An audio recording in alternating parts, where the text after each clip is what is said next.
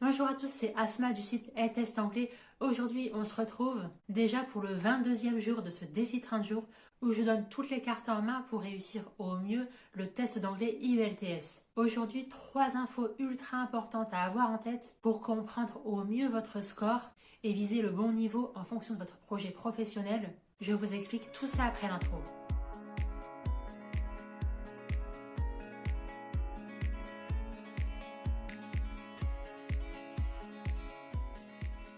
Pour ceux qui me découvrent dans cette vidéo, je vous aide à atteindre votre objectif de score voulu à votre examen d'anglais, comme le TOEIC ou l'IELTS, grâce à mes méthodes d'apprentissage de l'anglais stratégique et connaissances méthodiques du format de chaque examen. D'ailleurs, si vous allez passer ce test d'anglais particulier, n'hésitez pas à récupérer tous mes e-books. C'est sur 4 jours, c'est sous forme de kit de démarrage, c'est ultra intense et c'est totalement gratuit. Je partage d'ailleurs le premier jour une liste de 15 liens pour faire des sessions d'entraînement dans les conditions réelles de l'examen.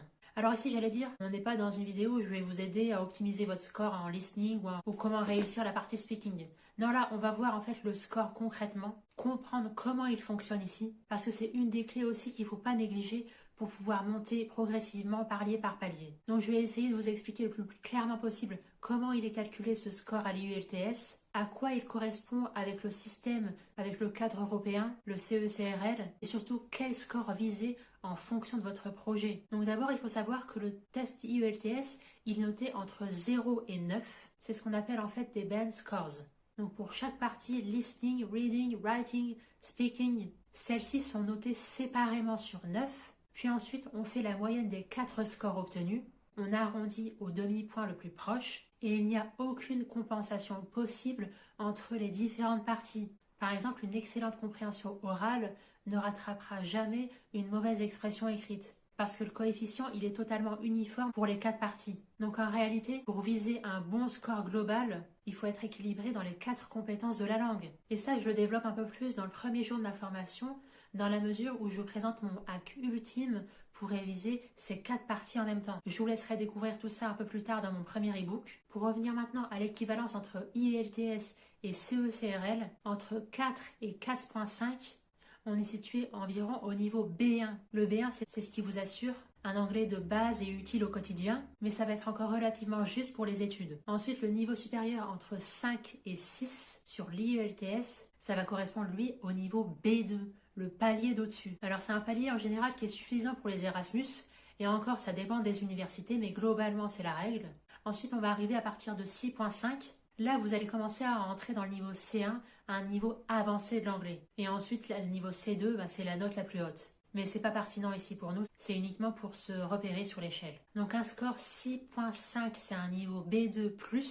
Plus on se rapproche de 7.5, plus on arrive à C1. Mais en général, le minimum syndical ici qui est recommandé, c'est 6.5 sur 9. D'ailleurs, on va rentrer dans le détail ici.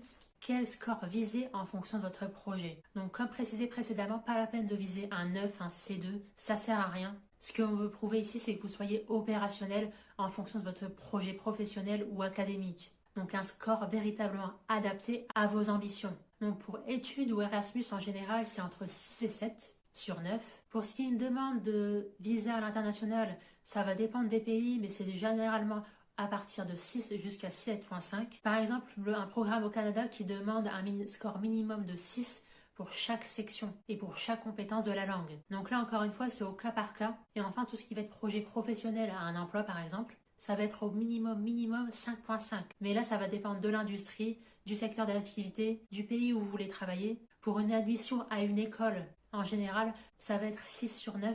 Mais par la suite du cursus, il peut vous être amené à valider par contre par la suite un niveau 6.5 sur 9. Donc sachant que le certificat il est valable 2 ans, vous avez toujours la possibilité de progresser et de revalider votre niveau un peu plus tard, à la fin de vos études.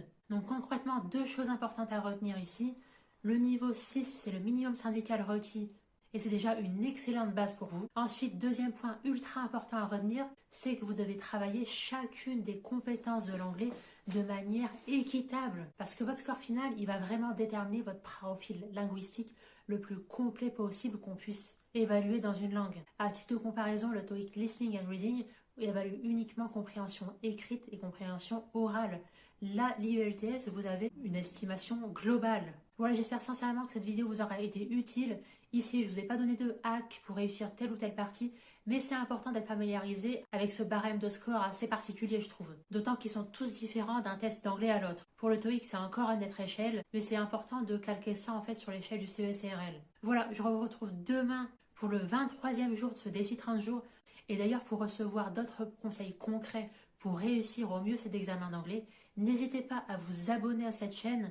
Je publie régulièrement du contenu toujours mis à jour sur les principaux tests d'anglais certifiés. Je vous retrouve demain pour la suite de ce défi. À très vite!